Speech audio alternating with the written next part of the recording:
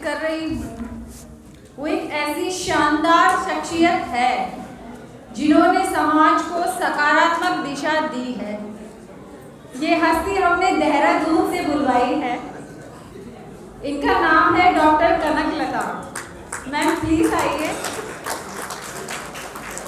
कहते हैं कि पंख ही काफी नहीं है आसमानों के लिए, कि पंख ही काफी नहीं है आसमानों के लिए, हौसले भी चाहिए उड़ानों के लिए। तो इस शिक्षा की देवी को हमने देहरादून से आमंत्रित किया है ताकि आप ये जान सके कि शिक्षा की देवी यहाँ है। जो आपकी लाइन किसी और दिशा में थी वो लाइन घुमा के हम यहाँ ले आए हैं। हमारी शिक्षा की देवी यहाँ है जो स्पेशली इस कार्यक्रम के लिए देहरादून से आई हैं। सिर्फ इस कार्यक्रम के लिए। जब मैम से बात हुई तो मैम ने कहा कि मैं दोनों दिन इस कार्यक्रम में रहूंगी। तो ये पूरी टीम आपका मैम धन्यवाद करती है और मैम को हम तक पहुंचाने के लिए उनके ब्रदर भी यहाँ आए हैं। तो सर आपका भी बहुत बहुत धन्यवाद कि आपने इस डायमंड को हमारी टीम तक पहुंचा दिया। तो मैम के लिए एक लाइन कहूंगी कि मुख्य अतिथि ऐसे कहाँ सबको है उपलब्ध, कि मुख्य अतिथि ऐसे कहाँ है सबको उपलब्ध, कि चांद भी हैरान है दरिया भी परेशानी में है, कि चांद भी हैरान है और दरिया भी परेशानी में है, कि अक्स किसका है कि इतनी रोशनी पानी में है। तो जोरदार तालियों के साथ स्वागत कीजिए हमारे मुख्य वक्ता डॉक्टर कनकलता जी का।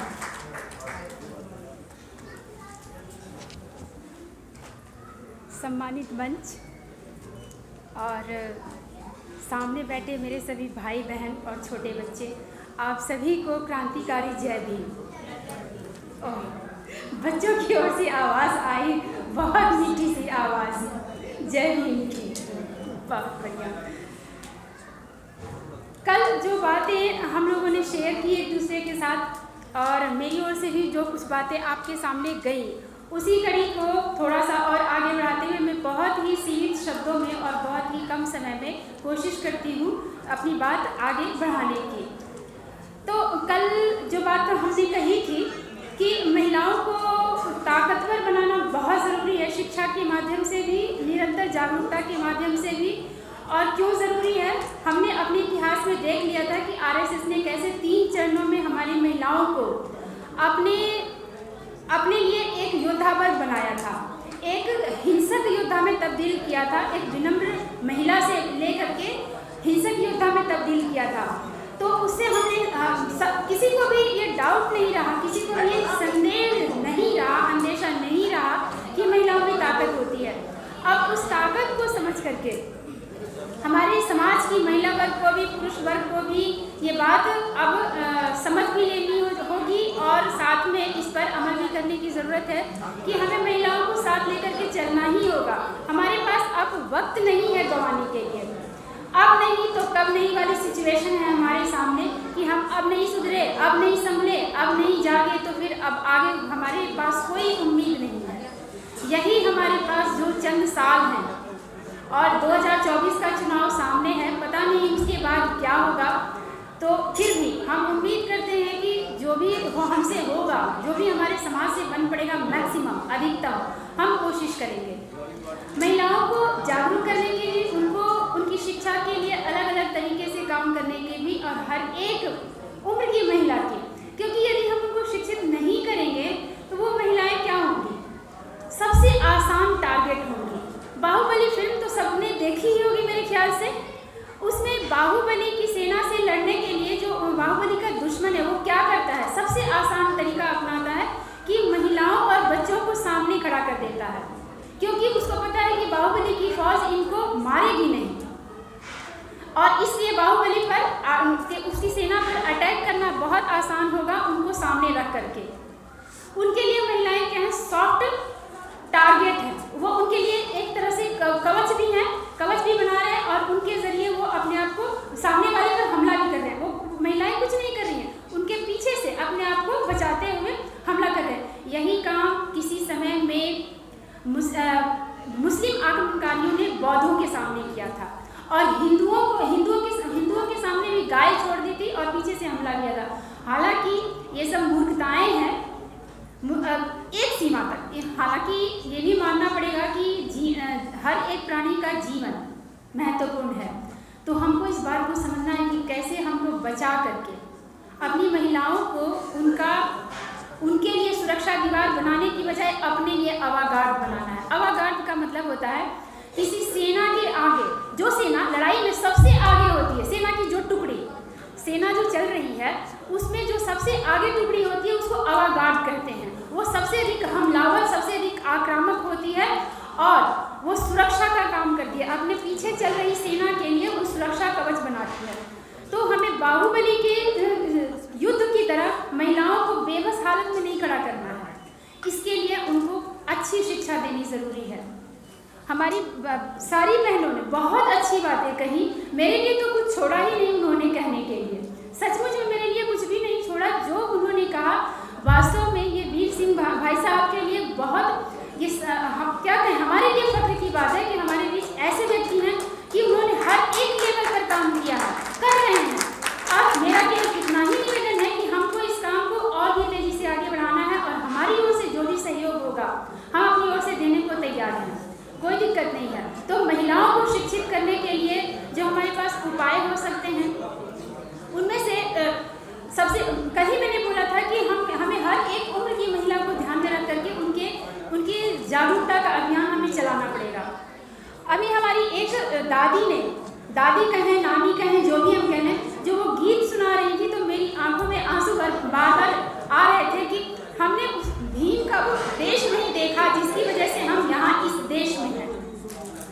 और हमको मेरे मन में सपना है कि मैं अपने भीम का वो जगह, वो तमाम जगह देखूं जहाँ पानी पिया था उन्होंने, जहाँ बैठकर रोए थे, 6 घंटे उन्होंने इंतज़ार किया था घर से निकाले जाने के बाद। पारसियों ने जब घर से निकाल दिया था ये कहकर कि दलित हो, वो जगह मैं देखना चाहती हूँ। मेरी इच्छा है, जब ये दादी गाना गा रही थी तो मेरी आंखों में सचमुच में मेरा दिल भर आया था कि देखो हम कहाँ से कहाँ आ गए हैं और हम खुद अपने आप को कहाँ से कहाँ तक ले आए। उन्होंने हमें कहाँ से कहाँ पहुँचाया और हम कहाँ लेके जा रहे हैं। लेकिन अब तो हमको समझना ही होगा।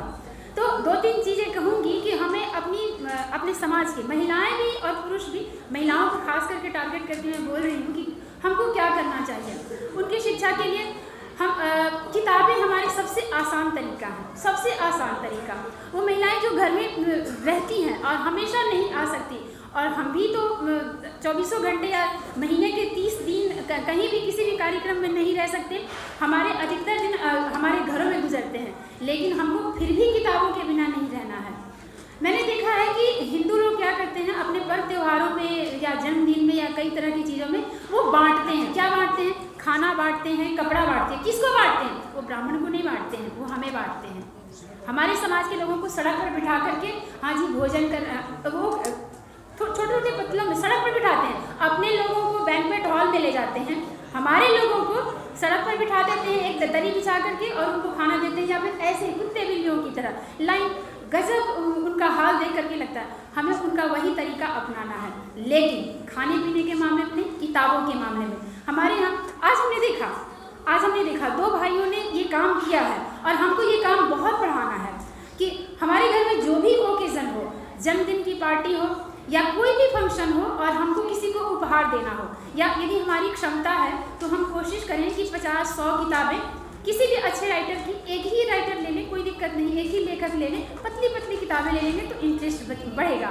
उनको लेकर के हम 50 या 100 जितनी भी हमारी क्षमता है उनमें हम वितरित कर दें। उनको कपड़ा दान करने के बजाय, भोजन दान करने की बजाय हम उनको वही दान दे दें। गिफ्ट में बच्चों को किताबें दें, हम कपड़े देंगे, चॉकलेट देंगे, खिलौने देंगे तो वो थोड़े समय के बाद उनका कोई महत्व नहीं रहेगा, टूट जाएंगे, कपड़े फट जाएंगे। नहीं भी देंगे हम कपड़े तो बच्चों के पास ऐसा नहीं कि कपड़ों की कमी है, आज तो कम से कम नहीं है, कम से कम इतना तो है कि तन ढक सकते हैं। लेकिन किताब देंगे तो वो ज़िंदगी भर रहेगी। मेरे घर में 60 साल पुरानी किताब आज तक है। मेरे पापा ने जो कलेक्शन करना शुरू किया, मेरे पास भी छोटी सी लाइब्रेरी है लगभग 2-2.5 हज़ार किताबों की। तो मेरे पिता ने 60 सालों से वो एक किताब इकट्ठी करनी शुरू की है और तब जाकर के ये मेरे पास इतना बड़ा कलेक्शन आया है। इसलिए यदि हम चाहते हैं कि हमारे बच्चों के घर में, हमारी महिलाओं के पास, सबसे अधिक ज़रूरी है महिलाओं का ना, तो हमारी महिलाओं के पास एक छोटी सी लाइब्रेरी हो, यदि 50 किताबों की भी लाइब्रेरी बन जाए तो क्या ये तो हमारे लिए बहुत बड़ी बात होगी। लेकिन मैं किताबें बांटने को क्यों कह रही हूँ, वो इसलिए क्योंकि हमारा समाज खास करके अपनी महिलाओं पर सबसे कम खर्च करता है, परिवार के अंदर भी और समाज के अंदर भी।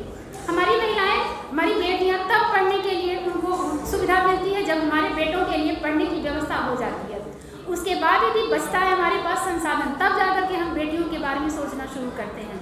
नहीं तो हम ऐसा नहीं करते हैं कि यदि मेरे पास 100 रुपये हैं तो मैं 50 रुपये बेटा और 50 रुपये बेटी पर खर्च करूँगी, ऐसा नहीं करूँगी। मैं कोशिश करूँगी कि मेरे बेटे को सबसे ज़्यादा अच्छी सुविधा मिल जाए, और जो बचे 2 रुपया 3 रुपया 4 रुपया, तब जाकर के मैं बेटी के बारे में सोचना शुरू करूँ। इसीलिए हमारी बेटियों के लिए ज़रूरी है कि हम उन्हें किताबें प्रोवाइड कराएं। इसी तरह से कार्यक्रम में आई तब मैं खुद किताबें लेकर के आना चाह रही थी, मेरी अपनी किताब आने वाली है, लेकिन वो लेट हो गई, पब्लिशर के यहाँ से ही लेट हो गई है। तो हमको इस तरह से किताबें लेके आनी पड़ेगी, हमें अपनी बच्चियों को, अपनी बहनों को, अपनी माँ को किताबें पहुँचानी पड़ेंगी। और जैसा कि हमारी एक बहन ने कहा कि हमारे पास डिग्री यदि आ गई है तो कोई ये गारंटी नहीं है कि हमारे पास बुद्धि भी आ गई है। बिना डिग्री के भी बुद्धि होती है, और बिना बुद्धि के भी डिग्रियां बिल्कुल बेकार हो जाती हैं। यदि डिग्रियां मेरे पास 50 PhD की डिग्री हो, D.Litt की डिग्री हो, लेकिन मेरे पास समझ नहीं हो, अपने समाज की समझ नहीं हो, अपने परिवार की समझ नहीं हो, अपने देश की समझ नहीं हो, मेरी डिग्री किस काम की? किसी काम की नहीं। हमारी जो दादी गाना गा रही थी, मुझे नहीं पता कि उनके पास एजुकेशन कितनी है, मुझे नहीं मालूम, लेकिन वो मेरे जैसे 50 महिलाओं के से भी अधिक ज़्यादा मूल्यवान है मेरी नज़र में।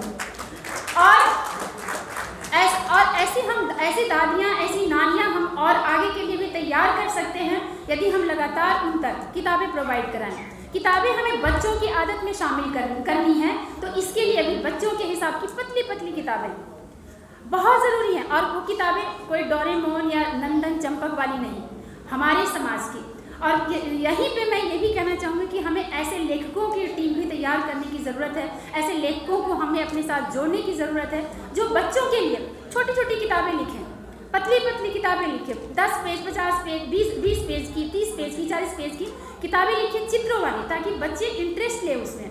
बच्चों का एक बार किताबें जो हैं वो इतना उनका नशा यदि एक बार चढ़ गया तो फिर वो ज़िंदगी भर नहीं उतरता है। तो वो नशा चढ़ाना पड़ेगा ना, धीरे धीरे चढ़ाना पड़ेगा उनको, एकाएक वो नशा नहीं चढ़ता है।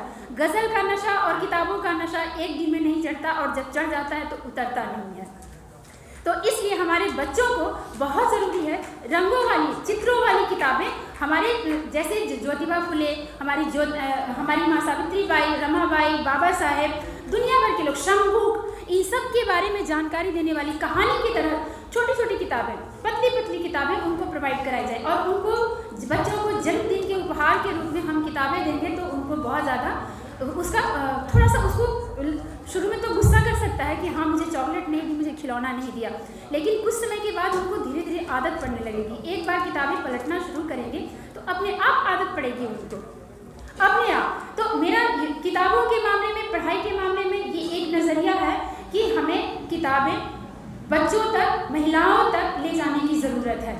और एक बात और मैं यहाँ पे कहना चाहूँगी, उसके पहले, उसको कहने से पहले एक चीज़ और कि थिंक टैंक हमको तैयार करने की ज़रूरत है, जिसमें ये हमारी महिलाएं बहुत अच्छा काम कर रही हैं, जिसके लिए हमारे वीर सिंह भाई साहब बहुत ज़्यादा प्रशंसा के पात्र हैं। रियल में मैंने इतनी महिलाओं की इतनी ज़बरदस्त उपस्थिति अभी तक नहीं देखी थी। बहुत कम ऐसी संस्थाएं हैं, वो भी इतनी बोल्ड, और वो भी बोल्ड ही नहीं, इतनी निडर, इतनी बेबाक तरीके से बोलने वाली। कोई प्रतिबंध नहीं, कोई बंधन नहीं, अपने विचार है रखिए, सहमत होना नहीं होना बाद की बात है। मैं आपसे सहमत हूँ या नहीं हूँ, ये मेरा मसला है। आप जो कहना चाहती हैं आप कहिए। और ये आज़ादी जो इस संस्था ने दी है अपनी इन अवागार्ड को, वास्तव में काबिल तारीफ है। और ये लड़कियाँ भी, ये महिलाएं भी, ये बहनें भी वास्तव में तारीफ की काबिल हैं कि ये दिन चल रही हैं। हमें इस टीम को, सुबह में ही किसी ने कहा था कि आप सब इतने काबिल बनिए कि आप सब यहाँ आ जाएं, हमें इसकी ज़रूरत ही ना पड़े, हम इसको राउंड टेबल बना देना पड़े, ऐसी स्थिति आ जाए हमारे, इतने लोग जागरूक हो जाएं, इतनी हमारी बहनें, हमारी माएँ इतनी जागरूक हो जाएं कि उन सबको यहाँ हम लेके आएँ, बल्कि इसी को हमको गोल बना देना पड़े। हर एक व्यक्ति यहाँ पे मेहमान हो जाए, हर एक व्यक्ति यहाँ वक्ता हो जाए। और इसके बाद एक बात और मैं महिलाओं से स्पेशली कहना चाहूँगी, बच्चियों से, जो नई उम्र की बच्चियाँ हैं, मैं उनसे, किशोर उम्र की बच्चियाँ हैं, अभी किशोर उम्र में प्रवेश कर रही हैं, कि आप लोगों ने एक शब्द सुना होगा, लव जिहाद। ये मुसलमानों के साथ जोड़कर देखा जाता है। उस पर मुझे कुछ नहीं कहना कि मुसलमान करते हैं, नहीं करते हैं, क्यों करते हैं, क्यों नहीं करते हैं, मुझे उस पर कुछ नहीं कहना। मैं केवल इतना कहना चाहती हूँ कि सवर्ण समाज 1991 से बहुत तेज़ी से जागरूक हो करके, सचेत हो करके, योजनाबद्ध ढंग से वंचित समाज के बच्चियों के खिलाफ, विशेष रूप से बच्चे भी हैं, लड़के भी हैं, उनके खिलाफ लव जिहाद का खेल खेलता है। ये बात तो आप लोग महसूस भी करते होंगे। और लव जिहाद खेल का ये नई बात नहीं है, सवर्ण समाज के लिए बिल्कुल नई बात नहीं है। उन्होंने ही भारत में शुरू किया था, शकुंतला दुष्यंत का से स्टार्ट हुआ था। आप लोग को तो पता ही होगा कि शकुंतला दुष्यंत की कहानी को हमको प्रेम कहानी कह के सुनाया जाता है, जो कि एकदम झूठ है। वास्तव में दासराग युद्ध हुआ था आर्यों का आज से 3500 साल पहले, जिसमें भारत वंश के राजा सुदास का जो पहले राजपुरोहित था वो विश्वामित्र था। विश्वामित्र को हटा करके उसने वशिष्ठ को बनाया, जिससे विश्वामित्र नाराज हो गया और गुस्से में उसने भरत कबीले के खिलाफ उसने 10 राजाओं को उकसाया और लड़ाया, लेकिन ये 10 राजा हार गए और विश्वामित्र को भागना पड़ा, क्योंकि वशिष्ठ ने कहा इसको मार दो। इसका वर्णन ऋग्वेद के 7वें अध्याय में है। इस पूरी कहानी का वशिष्ठ ने कहा विश्वामित्र को मार दो, राजा सुदास को बोला कि इसको मार दो वरना बाद में खतरा पैदा होगा, और वो भाग गया। विश्वामित्र भाग गया। विश्वामित्र के खिलाफ बदले की भावना राजा सुदास यानी उसके वंश का भरत वंश में और वशिष्ठ के मन में सालों तक बनी रही। उसके कुछ ही समय के बाद की बात है, भरत वंश के राजा आगे आए, शांतनु आया। शांतनु और वशिष्ठ दोनों ने मिलकर के लड़की भेजी, मेनका यानी कि एक वैश्या भेजी कि जाओ उसको देखो कहाँ है, उसको पकड़ो ताकि हम जाकर के उसको मारें। उसने पकड़ भी लिया, उसके साथ उसने प्रेम का खेल भी खेला। तब तक पता चल गया विश्वामित्र को और वो भाग गया, उसको भला बुरा बोल करके और भाग गया वहाँ से। लेकिन तब तक वो गर्भवती हो गई थी। उसकी जब बेटी पैदा हुई, इन लोगों को बहुत हैरानी हुई कि अरे भाग गया, इन लोगों को बहुत गुस्सा भी आया कि भाग गया। लेकिन तब तक बेटी पैदा हुई और वो वेश्या उसको छोड़ करके चली गई, जिसको कर्ण ऋषि पालने लगा। इन लोगों को पता चला तो इन लोगों ने नया तरीका सोचा कि चलो इसकी बेटी के जरिए इन लोगों से बदला लेते हैं, इससे विश्वामित्र से बदला लेते हैं। और जो दुष्यंत है वो बार बार कर्ण ऋषि के आश्रम में आ रहा है, समझने के लिए कि लड़की पर नज़र रखने के लिए और देखने के लिए कि लड़की किधर जा रही है, बड़ी हो रही है, किसी से प्रेम तो नहीं हो गया, उस पर नज़र रखने के लिए पूरी तरह से। अब एक समय ऐसा आया जब लड़की की उम्र मुश्किल से 12-13 साल रही होगी, जब लड़की के शरीर में आते हैं गुण की वो माँ बन सकती है। तो उसमें जब उसने बड़े गौर से देखा कि कब कण्व ऋषि नहीं है, यहाँ पर आश्रम में नहीं है, कुछ दिनों के लिए वो बाहर चले गए, उसी समय वो आता है, लड़की के साथ प्रेम का खेल खेलता है और जब पता चल जाता है कि लड़की गर्भवती हो गई वो चला जाता है, बोल करके कि मैं बाद में आऊँगा, राज्य की ओर से बुलावा आया, मंत्री जी ने बुलाया है, बहुत ज़रूरी काम है, नहीं होता तो मैं ऋषि से मिल करके चला जाता है। लड़की धीरे धीरे वो लक्षण प्रकट होते हैं और जो उसकी आश्रम के लोग हैं, कण्व ऋषि हैं, वो फिर अपने शिष्यों के साथ लड़की को भेजते हैं कि जाओ इसको, राजा को रिक्वेस्ट करो कि इसको पत्नी के रूप में स्वीकार करें। राजा बोलता है कि मैं तो इसको जानता ही नहीं, वो अंगूठी दिखाती है तो कहता है मैं तो पहचानता नहीं। सोचने की बात है, आदमी जिससे प्रेम कर रहा है उसको कोई चीज़ निशानी के रूप में दे रहा है, उसको याद नहीं रहेगा। ऐसा तो तभी हो सकता है ना कि जब हर रोज़ वो एक नई लड़की के साथ इंजॉय करे और हर रोज़ अंगूठियाँ बांटता फिरे, तभी संभव है ना, तभी संभव है ना कि हाँ ये लड़की इस लड़की से मैं किस दिन मिला था। लेकिन उसको तो पता था ये तो ऋषि की बेटी है, ऋषि उठा के पटक देगा, मार देगा, मरवा देगा यदि हमने उसकी बेटी के साथ किया तो। लेकिन वो वशिष्ठ के साथ था। वशिष्ठ और ये दोनों मिलकर के यही लव जिहाद का एक मेरी नज़र में ऋग्वेद में बहुत ही प्रामाणिक उदाहरण है लव जिहाद का। उसका बाप, लड़की का बाप, शकुंतला का बाप समझदार था। उसने बोला कि बेटी अपने, जब उसका बच्चा पैदा हुआ, बोला कि इस अपनी बेटी को कि इसके बच्चे का नाम वही रखो जो इसके बाप के खानदान का नाम है। हम आपको सबको पता ही है कि उस समय बच्चों के नाम किसके नाम पर रखे जाते थे? बाप के नाम पर, माँ के नाम पर, वंश के नाम पर, राज्य के नाम पर। जानकी जनक की बेटी, वैदेही विदेह राज की बेटी, ये सब सीता के नाम है। और वो सब उनका नाम, सीता जी के जितने भी नाम है वो राज्य के नाम पर, पिता के नाम पर और उनके वंश के नाम पर वगैरह वगैरह है। ये तो पता ही है ना। तो भरत का नाम भरत रखो, तुम बच्चे का नाम भरत रखो क्योंकि ये भरत वंश के राज्य, भरत वंश का है। और अंत में अपनाना पड़ा उसको, शांतनु को, दुष्यंत को अपनाना पड़ा क्योंकि उसकी बदनामी हो रही थी कि अरे ये तो मेरे लोग पूछ रहे थे कि अरे आपने भरत नाम रखा, ये तो भरत खानदान का लग रहा है, भरत खानदान में किस पुरुष का है? तो बताती होगी, शकुंतला छुपाएगी थोड़े ही, विश्वामित्र छुपाएगा थोड़े ही कि हाँ ये किसका बच्चा है, वो तो बताते होंगे। लेकिन हमारा समाज इतना ताकतवर नहीं है। यही खेल हमारे साथ भी खेला जा रहा।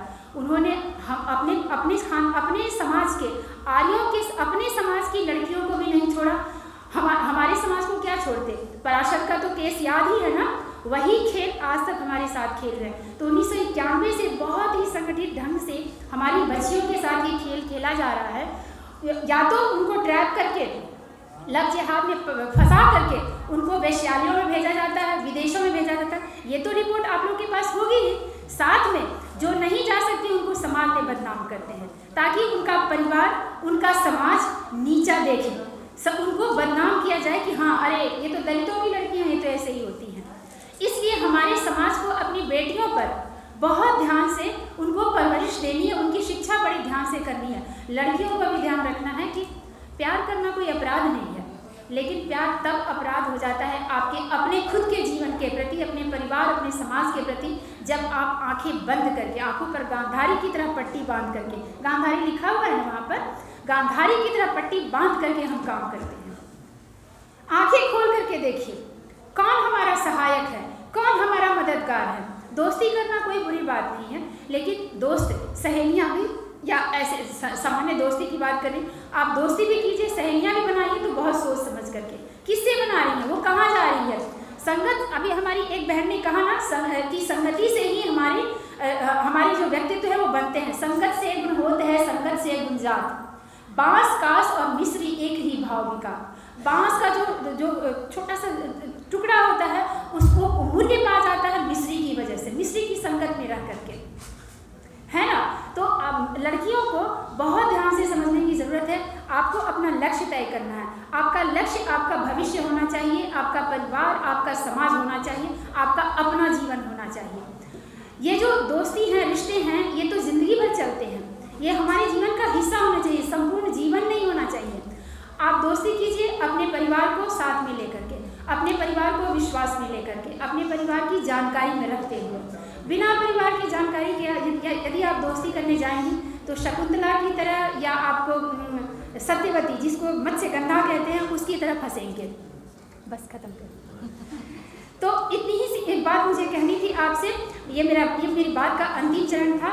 और इसके जो फिर मैं लास्ट बात यही कहूँगी कि हम सभी को, जितने भी हम संगठन बनाते हैं, हम सभी संगठनों को एक साथ अपनी ताकत को एक दूसरे के साथ मिलाने की ज़रूरत है। हम सभी संगठन अपने अपनी जगह बिल्कुल ठीक से काम कर रहे हैं, करें। हमारा अपना तरीका बिल्कुल ठीक है। हम अब जैसे कि और इस मामले में मैं वीर सिंह जी की फिर से तारीफ करूँगी कि हमारी संस्था का नाम BSNS है, लेकिन यहाँ पर मैंने बहुत सारी दूसरी संस्थाओं के लोगों को भी देखा। यही तो हम चाहते हैं, यही तो हम चाहते हैं कि एक कोई भी मंच बने, उस पर दूसरी संस्थाओं के लोग भी जाए, दूसरे का मंच हो तो हम भी वहाँ चलें। बाहर वालों को, यानी सवर्णों को हम अलग अलग नज़र ना आए, हम एक ही नज़र आए। उनको भी तो डर रहे कि अरे भाई ये तो एक है, इनको तोड़ने की कोशिश बेकार है। तो हम संगठन भी बनाए और संगठित भी हो। और कल इतनी अच्छी बात वीर सिंह भाई साहब ने कही संगठन पर, वास्तव में बिना संगठित हुए तो कोई कुछ भी नहीं हो सकता है। संगठन में ही ताकत है, क्योंकि संगठित लकड़ी झुंड में गट्ठर बंधी हुई लकड़ी को कोई नहीं तोड़ सकता है, बहुत मुश्किल है तोड़ना। और अलग अलग यदि लकड़ी है, बहुत मजबूत लकड़ी है तो भी उसको तोड़ देगा कोई भी, ज़रा सी ताकत उसकी होगी, अलग अलग लकड़ी करके तोड़ देगा। तो संगठित होने की बहुत ज़रूरत है।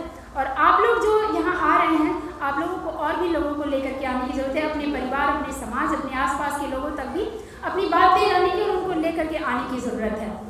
इसी के साथ मैं अपनी बात ख़त्म करती हूँ। जय भीम।